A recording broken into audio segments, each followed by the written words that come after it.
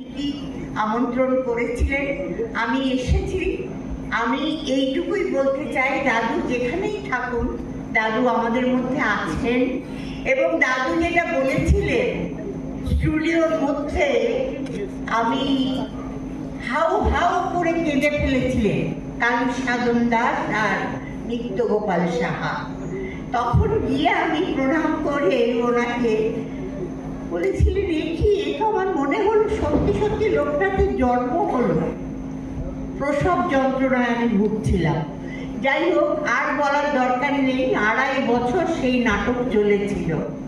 তো আজও যতদিন বাঁচবো সেই দাদু আমার মনের মধ্যে তো আছেই। এবং সব থেকে বড় কথা যে কালীসাধন দাস রাস্তায় রাস্তায় দাঁড়িয়ে দাঁড়িয়ে এক একটা ছবি সবাইকে দিল। আজ লোকনাথ বাবা কোথায়? প্রত্যেকটা মানুষের অন্তরের ভেতরে ঢুকে আছেন। আর আমি পেয়েছি কি? লোকনাথ বাবার আশীর্বাদ।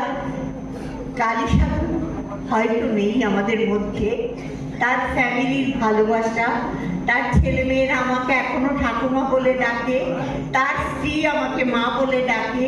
তো এটা কজনে পায়? এটা লোকনাথ বাবার জন্যই পেয়েছি আমি।